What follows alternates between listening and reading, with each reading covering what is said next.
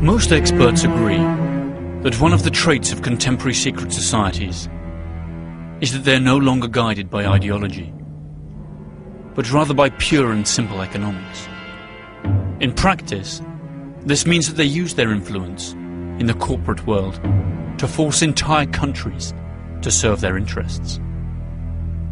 The average person is completely unaware of how national strategic decisions are taken, and whatever changes his vote may bring about happen only over the very long term, and usually prove to be merely cosmetic. If there's one secret society that has every characteristic needed to raise suspicion, it's the Bilderberg Group. Surely the most exclusive club on the planet, and perhaps the organisation that really controls the world. The Bilderberg Group is named after the Bilderberg Hotel in Oosterbeek, Holland, where it first met. Its founders were Joseph Rettinger, a Polish emigre with social democratic ideas, and Prince Bernhard of the Netherlands. The annual meetings that it has held since then have been regarded as true milestones in international politics. For the occasion, each country sends two guests, one of whom is conservative, the other liberal. According to Prince Bernhard, the group was created as an entity destined to fortify the North Atlantic Unit, to stop Soviet expansionism, and to promote cooperation and the economic development of the countries of the West. Sometimes to better understand an organisation, you need to know more about the people who work for it. There are two interesting facts that question the integrity of the founder of the Bilderberg Group. Firstly, Prince Bernhard of the Netherlands was an active member of Hitler's SS in his youth. Second, he had to stop heading the meetings in 1976 after being involved in the Lockheed scandal related to the purchase of fighter jets. On that occasion, Lockheed was found to have bribed Japanese, Dutch and Italian officers. The Nazi background of Prince Bernhard did not stop the Bilderberg Group from being supported by Social Democrats, or by the Rothschild Bank, or the Rockefellers, both of Jewish origin. Other early sponsors included the Wallenbergs, owners of Electrolux and Ericsson in Sweden. All of them still actively participate in the annual general meetings of the group, either directly or through their representatives. The only thing that this confirms is that when it comes to making decisions that will affect the world, ideology doesn't really play that much of a role. After all, business is business. The venue, the agenda, and the participants are not secret. What remains undisclosed, however, are the topics discussed, since the meeting is held behind closed doors, and no detailed reports are published. The conference takes place during a weekend in May, and lasts 3 full days, usually a few weeks before the G8's annual meeting. A fleet of black limousines drives the guests to a luxury hotel or palace of choice. Security is tight and includes members of the attending country's secret services. Their guests include bankers, top businessmen and media moguls, as well as European and American politicians and leaders. When looking at the meetings, we can get some idea of how the nations of the future will be.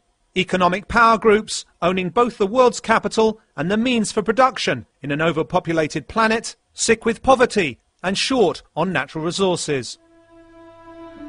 Past and present participants of the Bilderberg Group include the CEOs of France Telecom, Coca-Cola, Danone, Heineken, JP Morgan Chase, high-ranking British, American and European officials and cabinet members, and the editors of newspapers such as El País, La Repubblica, Le Figaro, the New York Times, Die Zeit, and the Wall Street Journal, among others. What should we think when meetings like these have among their participants the owners of media giants and still their secret agenda goes unreported? Where does their loyalty lie? With their audience or with this secret society of the rich and powerful? The most popular Bilderberg conspiracy theory states that the group is a test lab for policies and decisions that countries and powerful corporations will later implement. According to this theory, the guests exchanged their views on the proposals made by the most powerful countries. Thus, it is possible to predict how these countries will react in real life and fine-tune the ensuing courses of action. In defense of the group, their most recent organizer, Viscount Etienne d'Avignon, has been clear. I don't think that we are a global ruling class, because I don't think a global ruling class exists, he said. I simply think that it's people who have influence, interested in speaking to other people who have influence.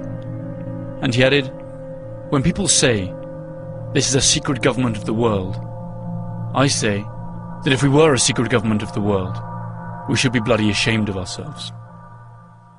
The Bilderberg agenda, according to its own press releases, is the world agenda. Whether its members can then carry it out or not is open to discussion. The items on the Bilderberg agenda vary very little from meeting to meeting. A state of the world analysis, discussions on security in the West, debates on economic and political trends in the developed countries, as well as discussions on nuclear energy, and lately, biotechnology.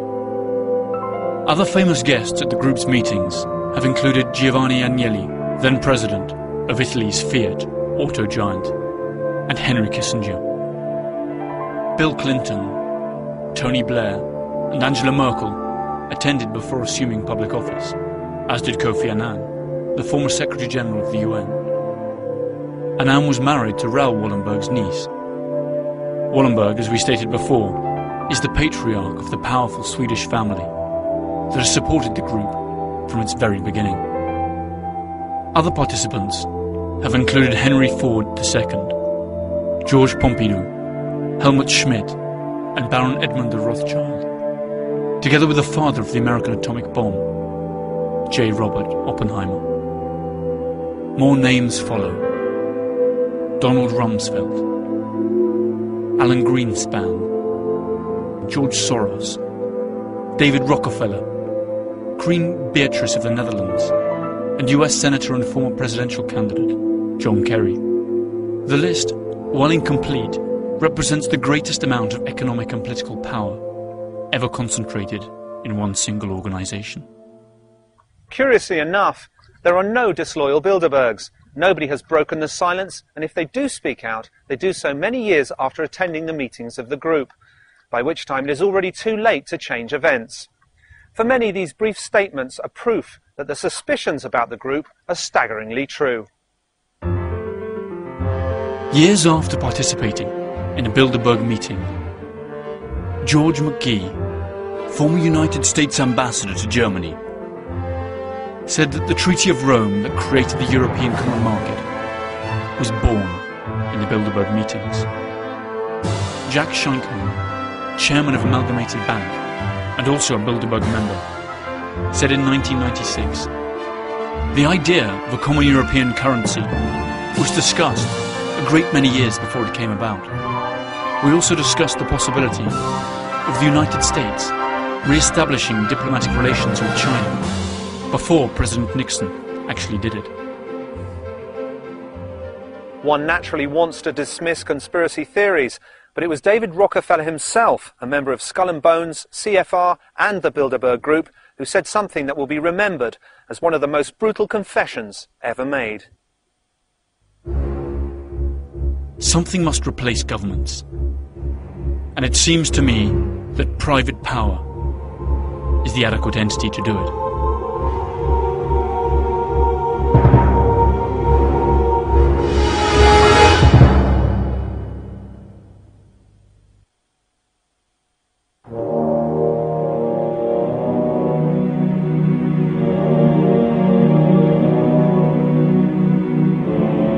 Whether or not secret societies control the world is open to discussion.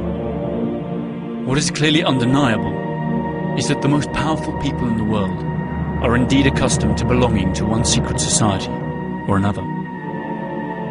Currently, there are three societies that seem to have a monopoly on influencing global policy from behind the scenes.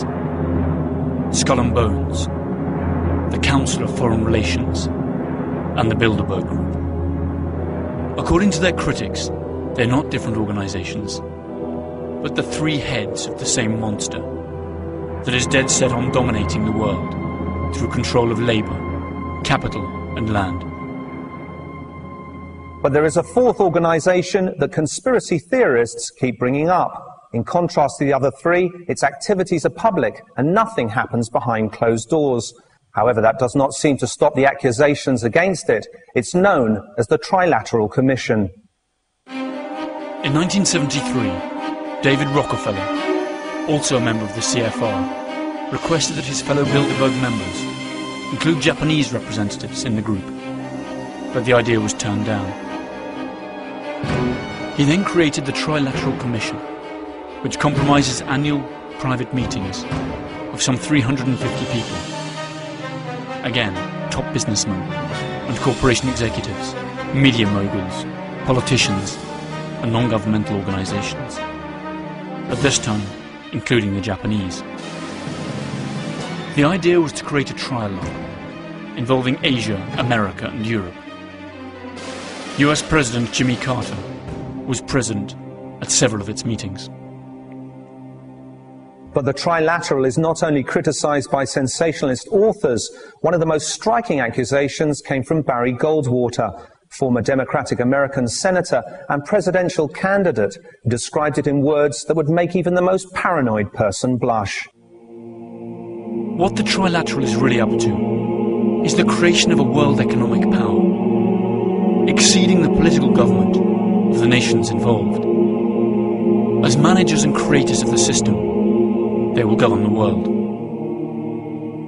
In the 1980s, it was not the left wing, but the right wing that lashed out at them. The American Legion, the veterans of foreign wars, and the ultra-conservative John Birch Society denounced the Trilateral Commission and wanted Congress to investigate it. But their demands died, buried in red tape. During the 1980 presidential campaign, Ronald Reagan attacked Jimmy Carter by saying that there were 19 trilateralists, including Carter himself, in the administration.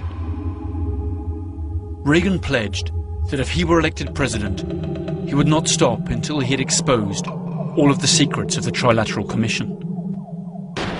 But when Reagan finally became president, he included in his government 28 members of the CFR, 10 Bilderbergers, and at least 10 trilateralists. His vice president was none other than trilateralist George H. Bush. At this point, we must face one of the greatest mysteries surrounding secret societies, because the same names appear time and time again. Conservative and liberal, Democrats and Republicans, Nazi sympathizers and Social Democrats all seem to live under the same roof, in the pursuit of a common goal. Although they seem to have radically opposing views, in reality, they obviously share some of the same interests. The only possible explanation for this is that an establishment actually exists within the establishment. Perhaps that is what President George H. Bush was talking about when, after the Gulf War in 1991, he spoke of a new world order. What is at stake is more than one small country. It is a big idea, a new world order, where diverse nations are drawn together in common cause to achieve the universal aspirations of mankind. There are just too many coincidences to ignore, too many signs that suggest something is terribly wrong. After all, if we ourselves had that much power, money, and access to classified information, who could say we would not also use it for our own benefit? If we follow the course of history, since the Industrial Revolution, we will see a fascinating sequence of events unfolding that seem to prove the conspiracy theory, or at least provide major arguments for it. First, the ever-increasing concentration of cash and other resources in a few private hands, such as banks and gigantic multinational corporations. Corporations whose revenues are equivalent to the GDPs of entire countries, and whose mere survival demands more and more profits year after year. no matter the social cost.